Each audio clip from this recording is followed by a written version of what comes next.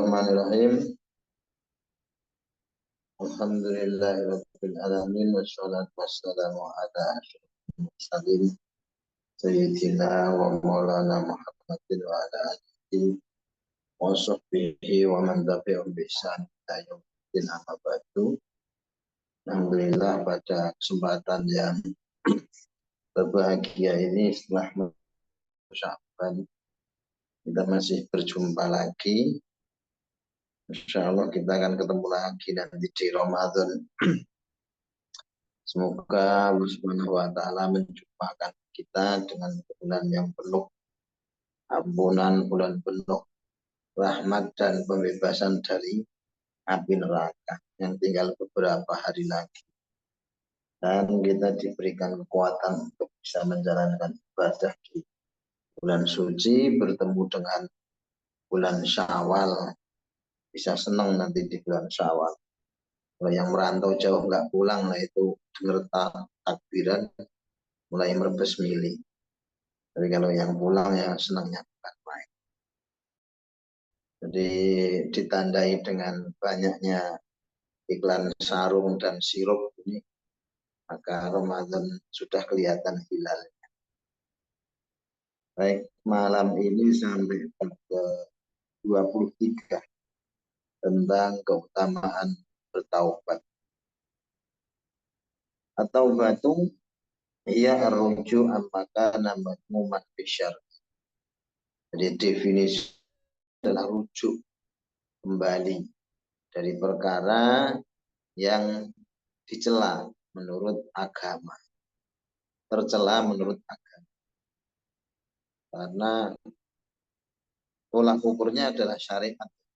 Jadi bukan karena pada umumnya cewek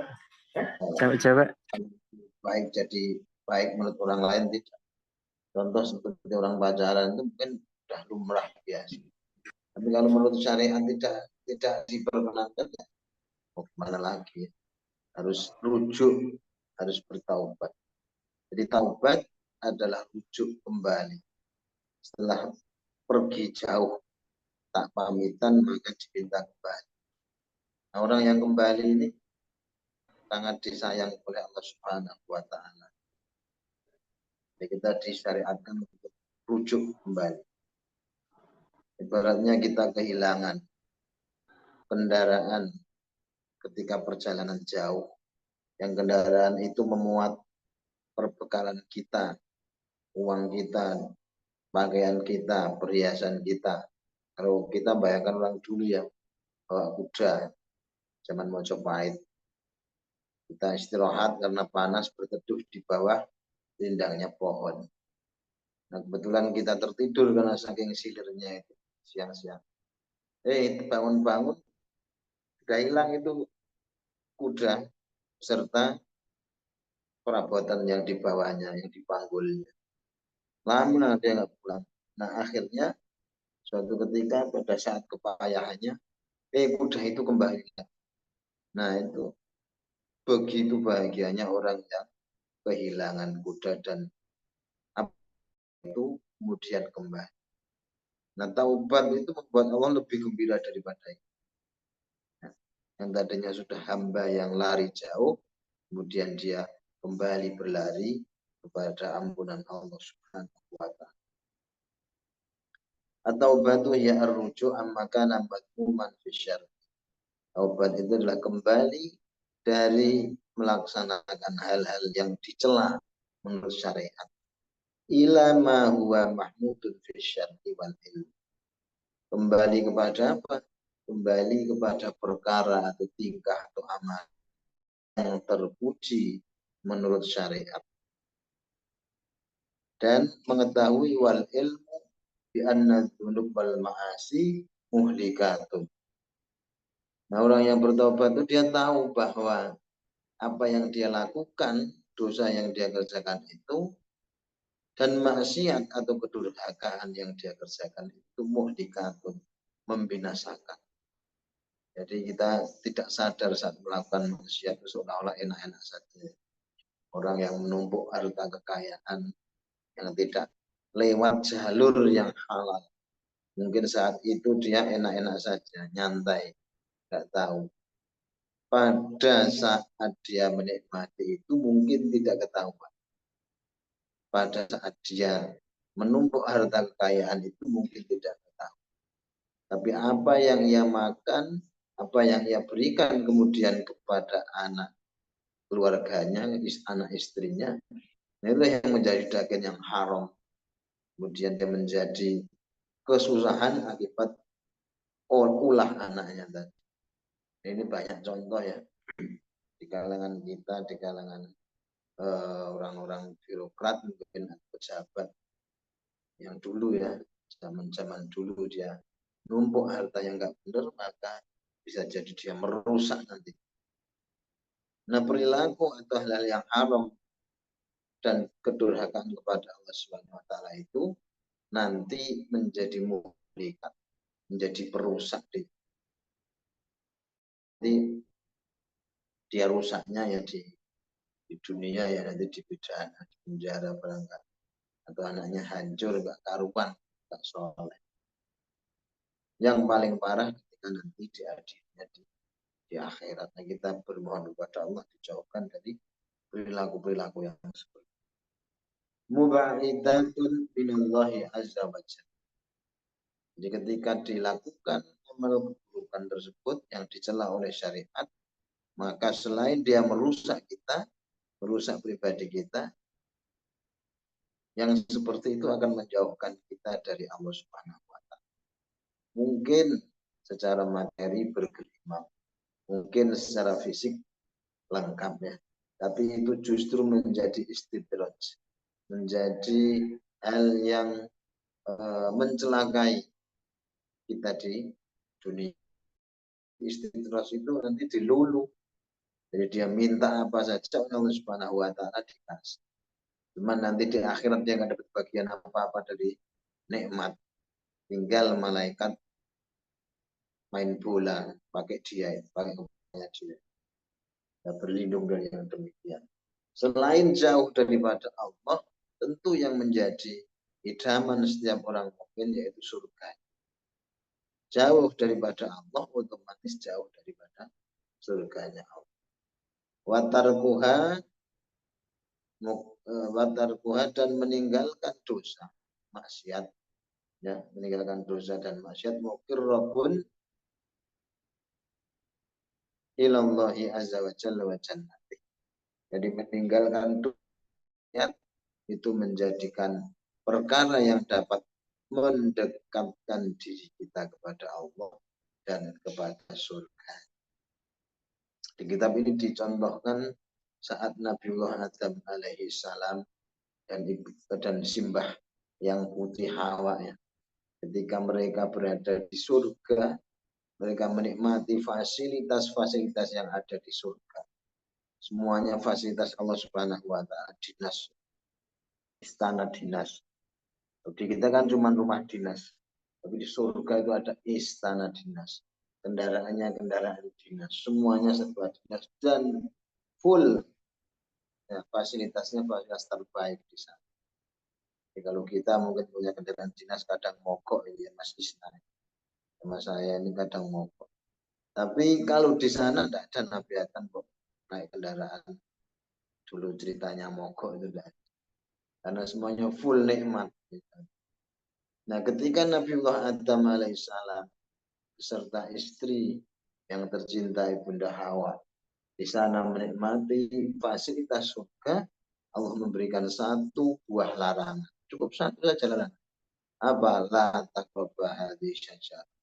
Wahai Adam, wahai Hawa, silahkan kalian mau makan apa saja. Wa kula minha rawadan haitsu syi'tuma. Silahkan kalian mau makan apa saja yang ada di surga. Surga itu nikmati saja semua. Tapi ingat ada satu yang dilarang oleh Allah Subhanahu wa taala. Wala taqraba hadhihi syajarah. Jangan sekali-kali kalian berdua mendekati pohon ini. Mendekati saja nggak boleh. Itu naik kias aulawi. Mendekati saja nggak boleh. Apalagi menyentuh, apalagi memakannya baik. Tapi kalau ada eh, yang pikirannya nyeleneh saklek ya, oh yang nggak boleh itu kan mendekati. Kalau nyentuh, kalau makan nggak masalah. Ya, kalau di ayat Quran wala taqrabuz zina, jangan mendekati zina. Ini bagi yang aneh-aneh ya, yang nggak boleh itu kan mendekati. Berarti ini atau kulawe wale. Jadi mendekati saja nggak boleh, apalagi melaksanakan, apalagi makan. Namanya kias aulawi. Nah saat itu Nabiullah Adam alaihissalam dengan godaan iblis, iblis yang menjelma, ya istilahnya ya, dia menjelma menjadi seorang penasehat yang baik. Dia bersumpah kan, dia bersumpah demi Allah bahwa aku menasihat seorang penasihat yang baik. Bahwasanya Allah Subhanahu wa taala tidak menginginkan kalian untuk kekal abadi di surga. Yaitu dengan sumpah. Makanya Adam alaihissalam tergelincir karena percaya sumpahnya iblis. Jadi Adam ini polos. Masa ada di surga orang yang berkhianat. Polos. Yang iblis ini maklaran ya. Biasanya maklaran yang bersumpah palsu. Nah setelah Nabiullah Adam dan Ibunda Hawa itu makan buah khuldi ya, buah keabadian ini buah khuldi, maka tiba-tiba mereka terangkatlah Jibril datang kemudian mengambil mahkota yang ada di kepala mereka, diambil dari kepala. Jadi hiasannya diambil. Kemudian diseru kepada mereka untuk turun ke sebagai hukuman. Fakullah itu ba'dukum li ba'din. Jadi Adam dan Ibunda Hawa diturunkan. Dimulailah mereka merasakan buah daripada maksiat yang mereka kerjakan. Padahal cuma dilarang makan. Nah yang sekarang umat akhir zaman ini yang paling komplit larangannya. Komplit larangannya. Dilarang makan dulu ya. Jadi memang dunia itu adalah sijnun lil mukminin, penjara bagi orang yang beriman. Jadi kebalikannya, dunia ini adalah surganya bagi orang yang tidak beriman. Jadi berlakulah semaunya kalau kita tidak beriman. Tapi kalau kita beriman, kita berpikir kita sedang di penjara ini. Kalau kita menunjukkan perilaku yang baik, barangkali nanti jadi pertimbangan yang meringankan di akhir. Kemudian setelah diturunkan itu, dipecah yang satu di bumi mana India, yang satu di mana itu Sri Lanka. Terus ketemu, kalau tidak salah ketemunya di Bukit Arafah. Hari ke-8 itu mereka bertemu, oh kok kayak kenal, kayak istriku. Jadi kayak menebak-nebak ragu, ini namanya tarwiyah. Maka hari ke-8 kita puasa di bulan Dzulhijjah namanya tarwiyah. Tanggal 9-nya sudah kenal betul, oh ini betul istriku, betul suamiku. Maka bahasa Arabnya kenal betul itu namanya Arafah. Jadi hari ke-9 itu disebut dengan hari Arafah. Qala sallallahu alaihi wasallam, berkata Rasulullah SAW, kata ibu minal dzunubi kaman la dzambana. Kata Nabi dalam sebuah sabdanya, seorang yang bertaubat dari dosa, taubat betul dari dosa, kaman la dzambalah, maka statusnya dia seperti orang yang sama sekali tidak punya dosa. Nah, maksudnya fa'inna taubata tajibu qabla. Karena sesungguhnya taubat itu dia menutup atau menghapus dosa yang sebelumnya. Wal mustaghfiru minal dzunub wa huwa muqimun alaihi kal mustahzi bi rabbih. Ini perhatian bagi kita ya. Bagi kita semua, enggak cuman apa namanya jenengan, tapi termasuk yang mau. Kata Nabi wal mustaghfiru minal dzunub wa huwa muqimun alaihi kal mustahzi ibro. Orang yang beristighfar, minta ampun kepada Allah Subhanahu wa taala dari dosa yang dia lakukan, wa huwa muqimun alaihi, sementara dia istiqomah melaksanakan dosanya dan taubat, kemudian dia istighfar, kemudian melaksanakan terus, dilaksanakan. Itu kata ini dia seolah-olah mentertawakan Tuhannya, memperolok-olok Tuhan. Jadi kalau mau taubat, diminta taubatan nasuha, taubat yang betul. Dikatakan pula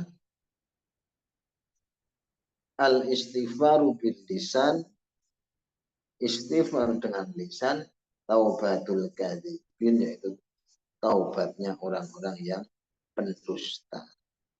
Istighfar itu full ya, jadi hatinya merasa menyesal, kemudian terlontar lewat kata-katanya permintaan ampunan istighfar, kemudian anggota badannya juga berusaha untuk menghentikan perbuatan maksiatnya itu, kemudian ada hatinya punya azam untuk tidak mengulanginya, itu sebagian daripada syarat taubatan nasuh.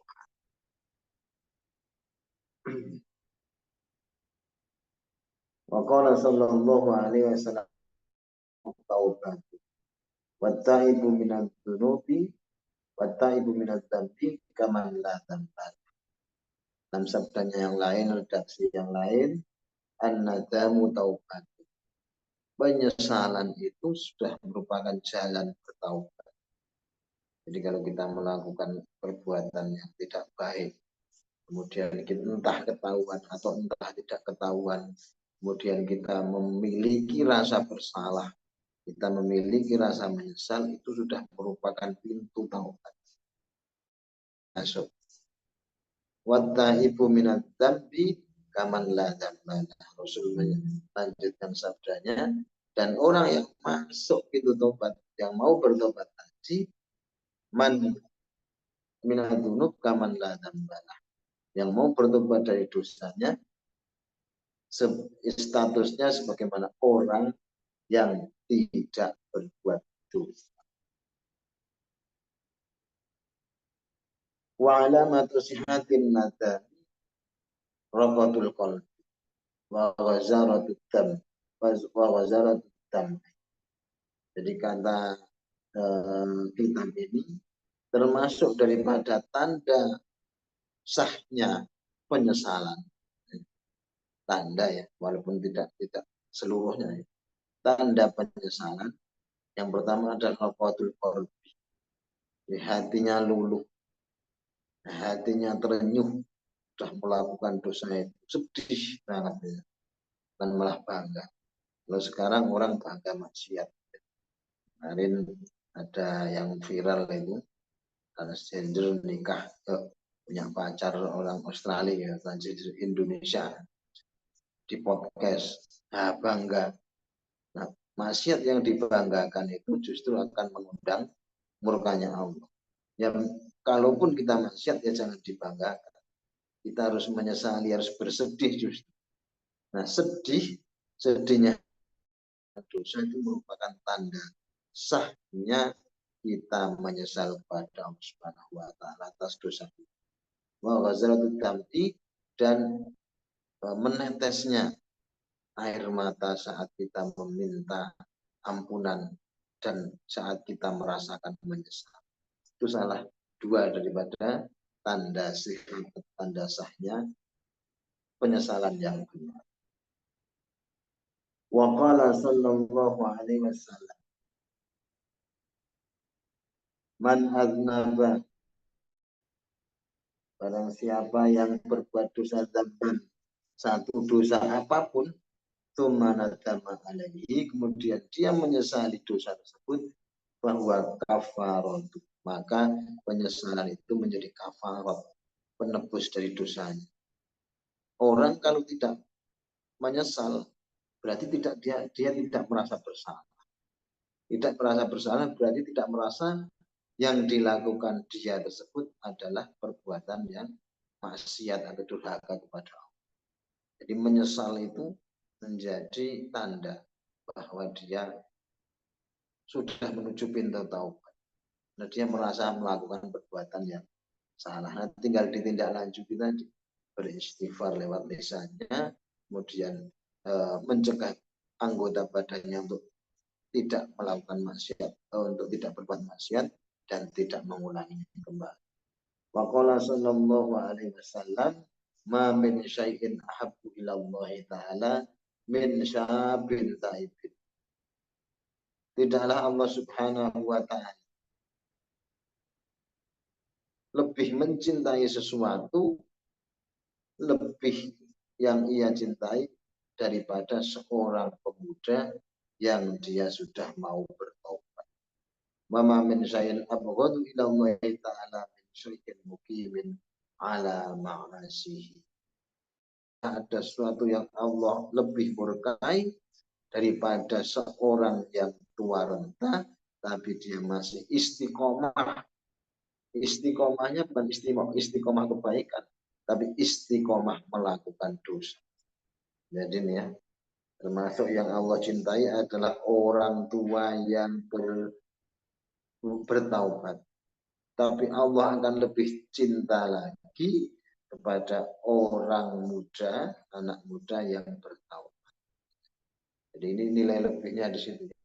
Allah itu cinta kepada orang kaya dermawan, tapi Allah lebih cinta kepada orang miskin yang dermawan. Allah itu benci kepada orang kaya, orang miskin yang pelit, tapi Allah lebih benci lagi kepada orang kaya yang pelit, lebih pelit kepada ustadz katanya. Jadi kira-kira demikian tentang preambul daripada pembahasan bab taubat. Insya Allah pekan depan kita lanjutkan, kita kembalikan kepada